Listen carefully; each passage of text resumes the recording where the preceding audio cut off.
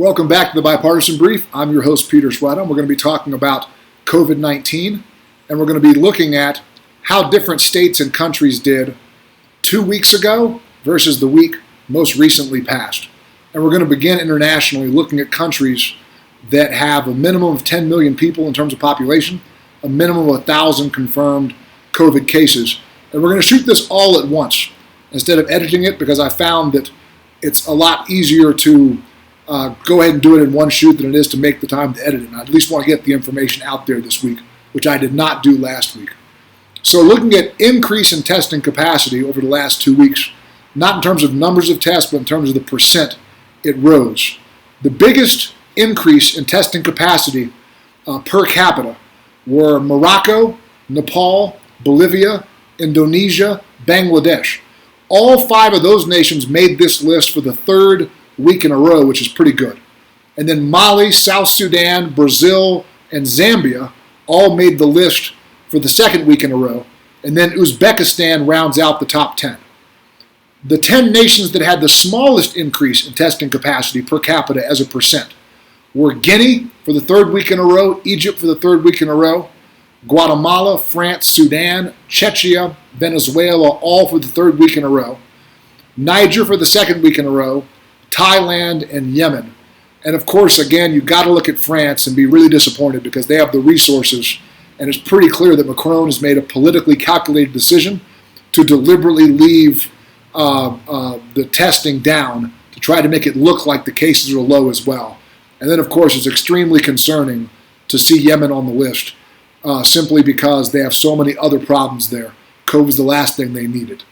In terms of the biggest decrease in new cases, again, not as a raw number, but as a percent, comparing 2 weeks ago versus last week, Cuba, South Sudan, and Mali made this good list for the 2nd week in a row. China, Guinea, Zambia, Yemen, Tunisia, Greece, and Afghanistan were on the list. Great to see Afghanistan and Yemen having a positive trait pop up. And then Greece started to go in the wrong direction last week. Even though the total number was still pretty low, you still don't want to see anyone going in the wrong direction, especially countries that seem like they pretty much had the virus licked. And Greece is one of the nations, especially in Europe, that's done the very best job overall. So I'm glad to see that their negative trend from a week ago did not continue. The nations that saw the biggest increase in new cases were Morocco for the 3rd week in a row. They're on this list. Australia for the 2nd week in a row. Now, Australia's numbers are still relatively low, but you don't want to see the trend going the wrong direction 2 weeks in a row. And then the other 8 were on the list for the first time. That's Malawi, Madagascar, the Netherlands, Jordan, Ethiopia, Somalia, Malaysia, and Sri Lanka. The Netherlands in particular, things were really going well, and now to see them kind of going back in the wrong direction is certainly concerning. The 10 nations that saw the biggest decrease in new deaths, Malaysia was on the list for the 2nd week in a row, and then the other 9 were first-time people in terms of their appearance on this particular list. Cuba, Tunisia, Niger, South Sudan, Mali, Cameroon, Yemen, Benin, and Greece. And Greece, again, was on the list of biggest increases in deaths last week. So nice to see them trending back in that positive direction. And it's interesting and a little bit confusing to me. I need to look more into it. But South Sudan's been doing such a better job with this than Sudan. South Sudan appears again and again on positive lists, and Sudan is only appearing on negative lists. And the biggest increase in new deaths, Iraq for the 3rd week in a row. Unfortunately, you hate to see that happening there with everything else going on. Czechia for the 2nd week in a row. And then the other 8 were on this list for the first time, this negative list for the first time. Portugal, Malawi, Colombia, Ivory Coast, Venezuela, Morocco, Japan, and Ghana. And looking at Portugal, they saw one of the biggest decreases last week. So they're in that Netherlands category where things were trending positively, then suddenly we've had a hiccup. And hopefully, like Greece, they're able to get back on the right track next week. And then we saw this week only 16 nations had new cases as a percent rising faster than new testing as a percent. 16 this week versus 22 last week, so it's still way too many. And again, we're talking about only the nations that have 10 million people and 1,000 cases. So there's 77 nations in that category right now. And so 16 of the 77 saw new cases rise faster than new testing, which is extremely concerning. Algeria, Democratic Republic of Congo, Ghana, and Morocco were on this list for the second time. And then countries making a first-time appearance were Sri Lanka, Australia, Jordan, Malaysia, Madagascar, the Netherlands, Ethiopia, Senegal, Somalia, Venezuela, Malawi, and Ghana. And of course, what's concerning here primarily is that, one, a lot of these nations are developing nations with limited resources to fix the problem. You just hate to see things going badly in nations that don't have the resources to fix it. And then also the Netherlands and Australia being on the list is concerning because, again, they were nations that seem to have had this virus pretty much beat. And yet here it comes back once again. Countries that are going in the wrong direction in terms of cases and deaths. There were 16 this week versus 32 last week, so it's a 50% reduction, which is certainly a very good thing. South Africa, Iraq, Colombia, and Argentina made this dubious list for the third week in a row. Venezuela, Ghana, Kazakhstan, Czechia, Bolivia, Democratic Republic of Congo, and Brazil made this list for the second week in a row. But Brazil's deaths were barely up, just barely. And then Morocco, Malawi, Guatemala, Azerbaijan, and the Philippines are on this list for the first time. And things are really not trending well in Colombia, Argentina, Venezuela, so I hope they figure it out. And Iraq, just your heart bleeds, as if that country hasn't faced enough. And then Guatemala, it's a fascinating case study to see Costa Rica doing so well, Guatemala doing so badly. It'll be interesting to go back and dissect this and see what one country did right versus what one country did wrong, so that hopefully the world can teach each other so that we handle this thing better the next time it comes around. And then there were 23 nations this week where deaths and cases were both trending in the right direction. 23 this week compared with 10 last week. So that's extremely encouraging. Canada and the UK were on this list for the third week in a row. South Sudan, Mali, and Chile were on this list for the second week in a row. And again, really delighted to see Chile trending positively because they have the highest death rate per capita for nations with 10 million people and 1,000 cases in the world. And so they really got hit hard. And to see them trending positively is huge. And then nations on this list that were not on it last week: Germany, Haiti, Guinea, Italy, Cameroon, Yemen, Greece, South Korea, Cuba, Tunisia, Nigeria, Nepal, Russia, Ukraine, Bangladesh, Indonesia, Peru, and Pakistan. Super happy to see Peru trending positively. Same with Russia. And after Germany had a hiccup a week ago where things started to go badly, it's nice to see them getting a grip. And then, of course, Italy, which was devastated, seeing that they're continuing to get a handle on this thing is great. And then, obviously, Yemen. Any positive news coming out of that country is fantastic to hear. The 10 best overall nations comparing cases, deaths, and new testing capacity. Brazil, Mali, and South Sudan made this list for the second time. Brazil in particular because they're increasing their new testing capacity per capita super rapidly, much more so than the U.S., for example. And then first-time appearances on the list were Nepal, Cuba, Tunisia, Greece, Yemen, Haiti, and Italy. And again, wonderful to see Yemen. Any good news coming out of Yemen is like exponentially good. The 10 worst nations overall mathematically, looking at the factors that we study. Ghana, Czechia, Venezuela on this list for the second week in a row.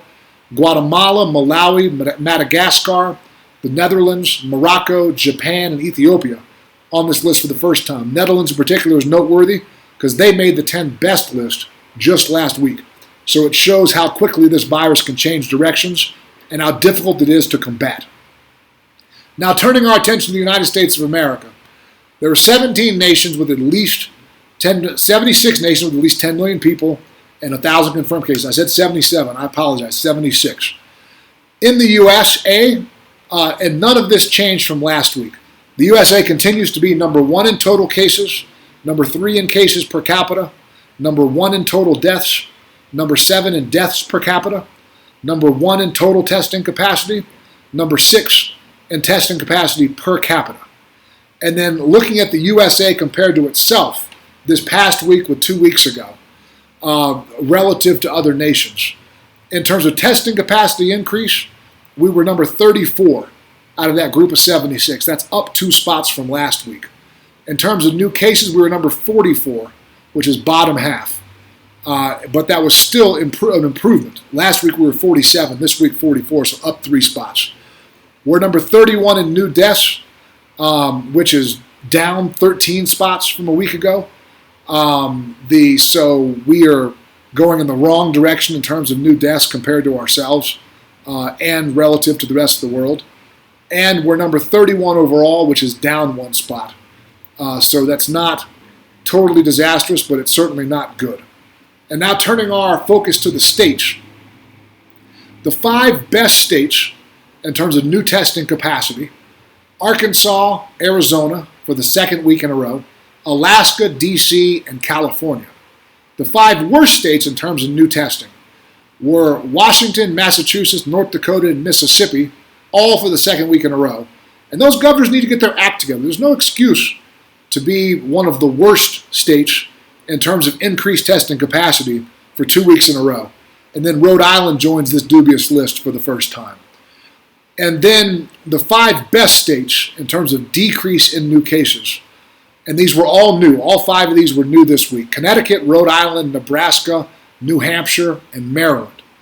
The 5 worst states in terms of increase last week versus 2 weeks ago: Montana, Florida, and Idaho made the list for the 2nd week in a row. And then we had Vermont and Georgia. And then the 5 states in terms of the biggest decrease in new deaths.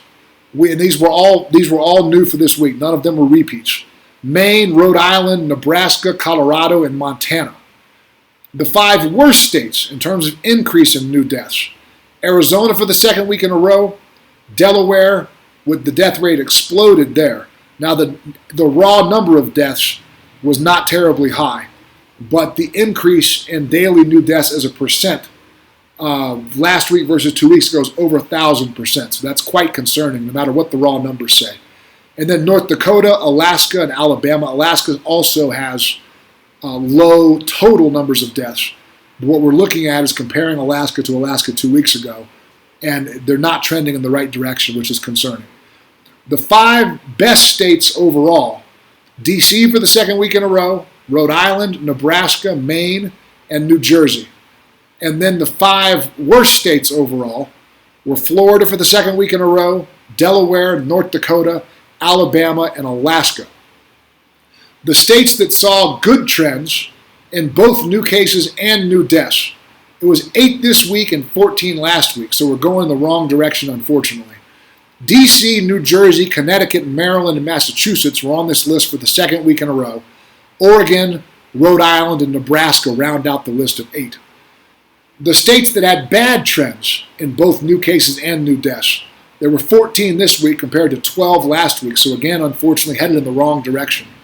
Ohio for the 2nd week in a row, and then Virginia, North Carolina, Delaware, Florida, Alabama, Alaska, Arizona, Michigan, Washington, Oklahoma, West Virginia, South Carolina, and Kansas. And then, and this of course was extremely concerning to me as well, we had 18 states this week that saw new cases as a percent rising faster than new testing. We had 14 last week, 18 this week. Idaho, Florida, Oklahoma, Texas, Arizona, Missouri, and Washington all made this list for the 2nd week in a row. And again, no excuse for that. Shame on those governors, every last one of them. And then the remaining states on the list were Iowa, Hawaii, New Mexico, Utah, Tennessee, Wisconsin, Nevada, Montana, Georgia, Michigan, and Vermont. And finally, turning to the partisan scorecard, since this is a political show. Democrat-led states were mentioned 17 times in a positive sense and 17 times in a negative sense. Republican-led states were mentioned 11 times in a positive sense and a whopping 35 times in a negative sense. 61% of positive mentions were Democrat-led states, which means 39% of the positive mentions were Republican-led states. 67% of the negative mentions were Republican-led states, and 33% of the negative mentions were Democrat-led states. So that's about it for this episode in COVID. We're going to interview one of the leaders in the Texas, in the Houston Med Center tomorrow. And that'll be an interesting supplement to this COVID coverage because he has not just firsthand knowledge, but a bird's eye view.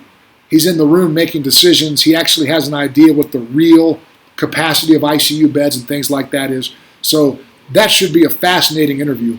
I can't wait to share that with y'all. But for the time being, I'm going to sign out. And thank you so much for watching the Bipartisan Brief. And again, this is your host, Peter Sweathound, and we will talk soon.